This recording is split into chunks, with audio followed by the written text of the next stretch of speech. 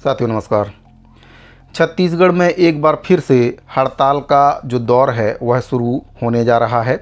सरकार के द्वारा कर्मचारियों की मांगों पर कोई भी सकारात्मक पहल ना करने से कर्मचारी वर्ग अच्छा खासा सरकार से नाराज चल रहा है। घोषणा पत्र में मोदी की गारंटी के तहत जो वादे सरकार ने कर्मचारियों से किए थे वे वादे कहीं ना कहीं पूरे सरकार नहीं कर रही है, जिससे कर्मचारियों में आक्रोश बढ़ता जा रहा है और अब यही आक्रोश हड़ताल का रूप लेने जा रहा है। तो किन कर्मचारी संगठनों के द्वारा हड़ताल का रुख किया जा रहा है, क्या कुछ मांगे हैं, कब से हड़ताल शुरू होने जा रही है, पूरी जानकारी आपको इस वीडियो के माध्यम से दूंगा। जानकारी में आगे बढ़ने से पहले आपसे निवेदन है कि अगर पहली बार चैनल पर आए हैं तो चैनल को सब्सक्राइब जरूर करें, बेल आइकन को प्रेस करके ऑल पर सेट करके रखें, जिससे कर्मचारियों से संबंधित सभी प्रकार की जानकारी आपको इस चैनल के माध्यम से लगातार मिलती रहे। तो साथियों, भाजपा सरकार के द्वारा अनियमित संविदा, दैनिक वेतनभोगी कर्मचारी, मितानिन कर्मचारी, रसोईया कर्मचारी और अंशकालीन स्वीपरों से अपने घोषणा पत्र में कई प्रकार के वादे किए थे, जिसमें उन वादों को आज तक पूरा नहीं किया गया है। इस वजह से कर्मचारी कहीं ना कहीं सरकार से नाराज़ हैं और कर्मचारियों की ये मांग भी है कि 15 अगस्त पर कर्मचारियों की मांगों को सरकार पूरा करे और अगर सरकार ऐसा नहीं करती है तो फिर कर्मचारियों के द्वारा उग्र आंदोलन किया जाएगा, जिसकी पूरी जिम्मेदारी शासन और प्रशासन की रहने वाली है। तो सबसे पहले हम यहाँ पर बात करेंगे एनएचएम के संविदा स्वास्थ्य कर्मचारियों के बारे में।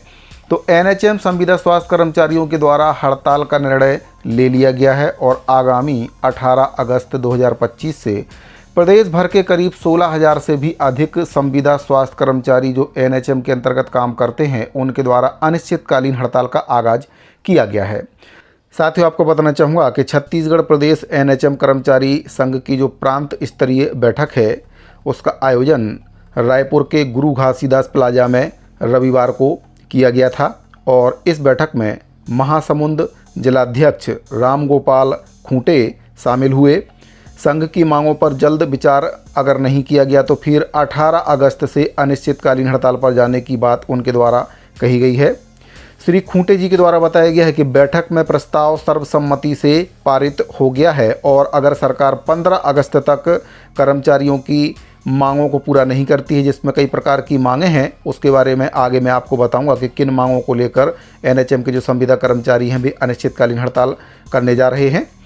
तो इसमें मांगों को लेकर उनके द्वारा कहा गया है कि अगर सरकार मांगों पर ठोस निर्णय नहीं लेती है तो फिर जिले के करीब 450 और प्रदेश भर के 16,000 से भी अधिक एनएचएम कर्मचारी अनिश्चितकालीन हड़ताल का आगाज कर देंगे और कार्य बहिष्कार, कलमबंद हड़ताल का आंदोलन उनके द्वारा किया जाएगा। और इस बार संगठन के द्वारा ये निर्णय लिया गया है कि आपातकालीन सेवाओं को भी पूरी तरह से बंद रखा जाएगा।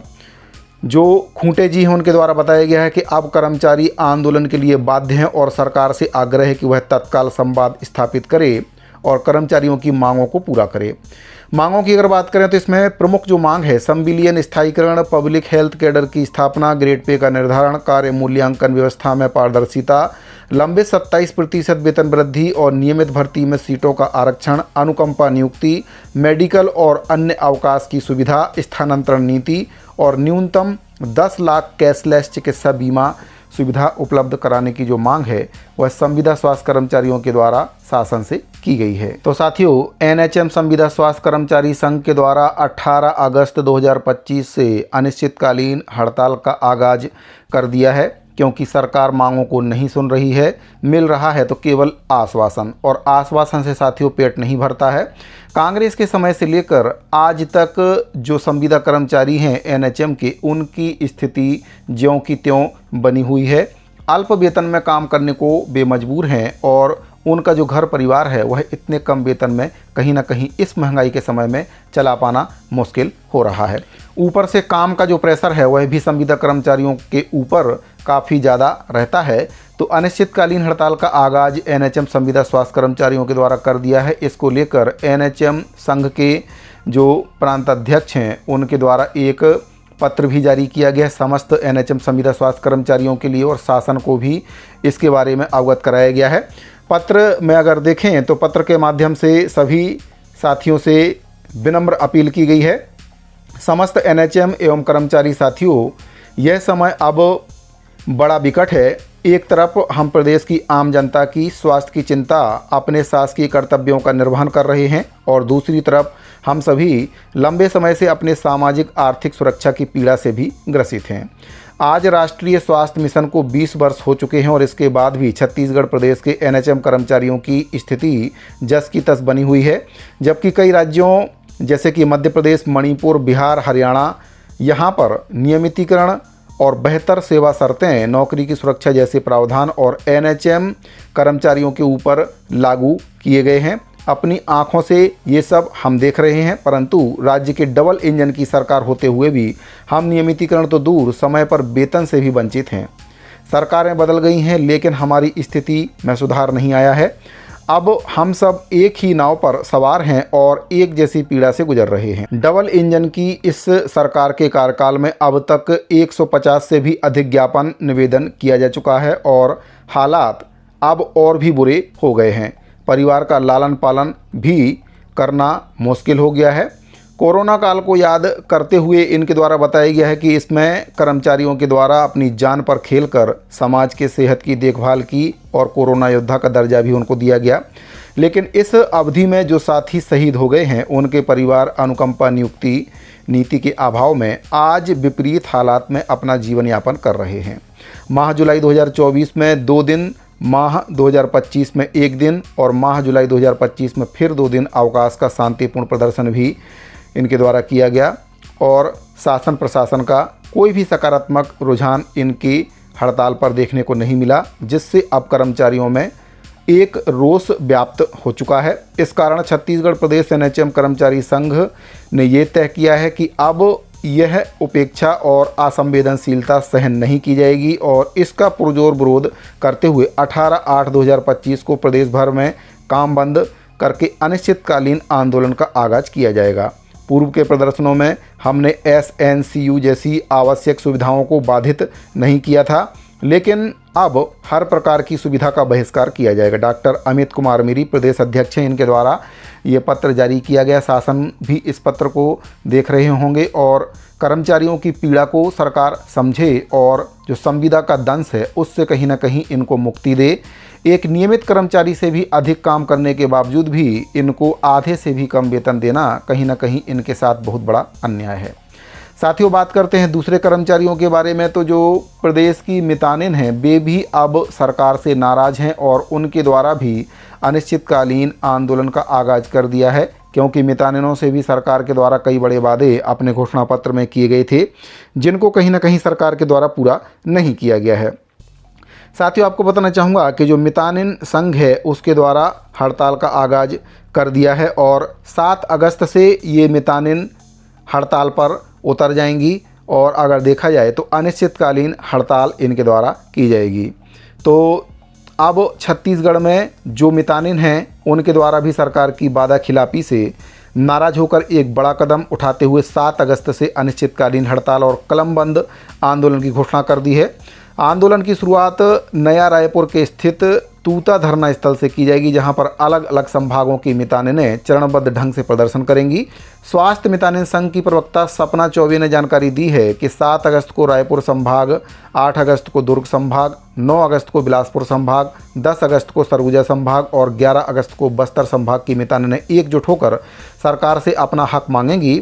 उनके द्वारा बताया गया कि सरकार के द्वारा विधानसभा चुनाव 2023 में मितानिनों से वादा किया था कि मितानिन प्रशिक्षक, हेल्प डेस्क फैसिलिटेटर और ब्लॉक कोऑर्डिनेटर को राष्ट्रीय स्वास्थ्य मिशन के अंतर्गत शामिल करने का वादा किया गया था, लेकिन अब तक उस वादे को अमली जामा नहीं पहनाया गया है और अब वे अपने सम्मान और स्थायित्व और भविष्य के लिए सड़कों पर उतरने के लिए मजबूर हो चुकी हैं। तो साथियों, 7 अगस्त से मितानिनों के द्वारा भी अनिश्चितकालीन हड़ताल का आगाज कर दिया है। वहीं पर हम बात करें प्रदेश की रसोइया कर्मचारियों के बारे में, तो रसोइया कर्मचारियों के द्वारा 12 अगस्त 2025 को 1 दिवसीय प्रदर्शन करने के लिए सरकार को अल्टीमेटम दिया है और इनकी जो मांग है उसको लेकर इनके द्वारा 12 अगस्त 2025 को 1 दिवसीय धरना रैली की जाएगी। इसमें जो मांग है, चुनावी घोषणा पत्र में 50% मानदेय दिए जाने को लेकर, अंशकालीन से पूर्णकालीन करते हुए रसोइया कर्मचारियों को कलेक्टर दर पर मानदेय दिए जाने की मांग शामिल है। स्कूल के छात्र छात्राओं की दर्ज संख्या कम होने पर रसोइया को काम से ना निकाला जाए, इसको लेकर भी हड़ताल की जाएगी और ड्रेस कोड दिया जाए सभी रसोइया कर्मचारियों को। ये प्रमुख इनकी मांग है, जिसको लेकर छत्तीसगढ़ मध्याह्न भोजन रसोइया कर्मचारी महासंघ के द्वारा 12 अगस्त 2025 को एक दिवसीय हड़ताल का आयोजन किया गया। इसको लेकर प्रदेश अध्यक्ष नीलू दीदी के द्वारा एक वीडियो भी जारी किया गया है और समस्त रसोइया कर्मचारियों से इस हड़ताल को सफल बनाने का निवेदन किया गया। आप सुन सकते हैं उनके द्वारा क्या कुछ कहा गया है।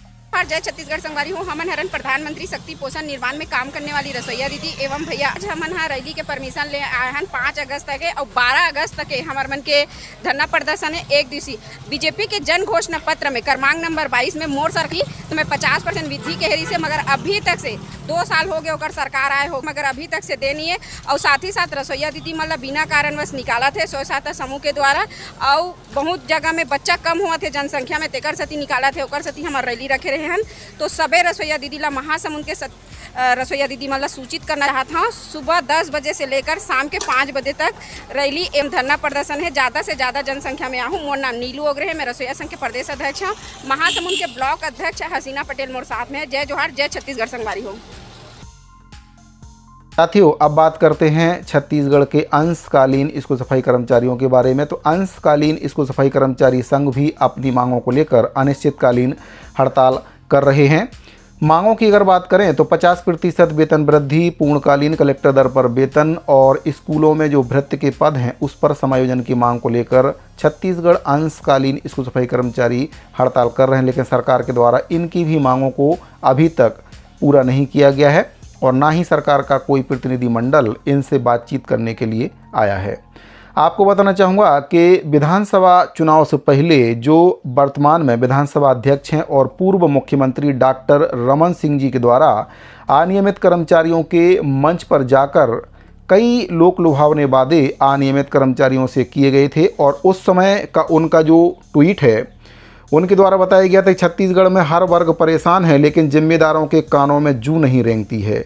सहकारिता कर्मचारी 5 सूत्रीय मांगों को लेकर अनिश्चितकालीन धरने पर बैठे हैं, लेकिन सरकार को अब दिखाई सुनाई देना बंद हो गया है।